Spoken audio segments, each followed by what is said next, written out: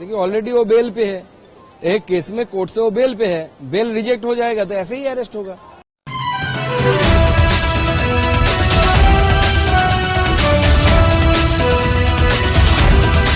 কংগ্রেস সাংসদ রাহুল গান্ধীকে নিয়ে এবার বড় মন্তব্য করলেন বিজেপি নেতা সুকান্ত মজুমদার।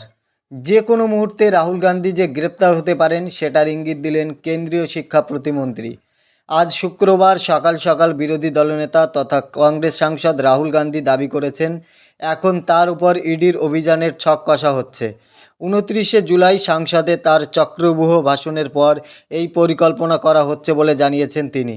রাহুলের দাবি ইডির অন্দরমহলের লোকজন তাকে জানিয়েছে অভিযানের ছক কষা হচ্ছে, তারপর তিনি দুহাত খুলে তাদের জন্য অপেক্ষা করছিলেন। এরপরেই এবার বোমা পাঠালেন সুকান্ত মজুমদার। আজ সাংবাদিকদের মুখোমুখি হয়ে বাগডোগরায় দাঁড়িয়ে কেন্দ্রীয় প্রতিমন্ত্রী সুকান্ত মজুমদার বলেছেন রাহুল গান্ধী ইতিমধ্যে জামিনে আছেন, যদি জামিন বাতিল হয় তবে তাকে যেভাবেই হোক গ্রেপ্তার করা হবে।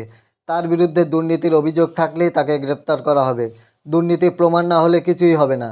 সোশ্যাল মিডিয়া প্ল্যাটফর্ম এক্স হ্যান্ডেলে করা একটি পোস্টে রাহুল গান্ধী বলেন, স্পষ্টতই কয়েকজন আমার চক্রব্যূহ বক্তৃতা পছন্দ করেনি।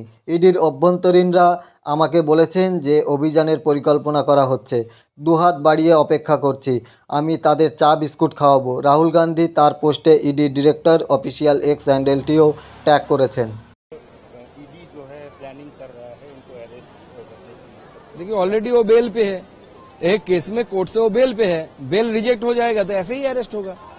इनके लिए इसके लिए ज्यादा बुद्धि लगाने की क्या चीज है। तो अगर उनके खिलाफ कोई इल्जाम है तो अरेस्ट होंगे, यही स्वाभाविक है ना। अगर उनके अगेंस्ट में कुछ करप्शन के चार्जेस है, अगर करप्शन नहीं है तो कुछ नहीं होगा।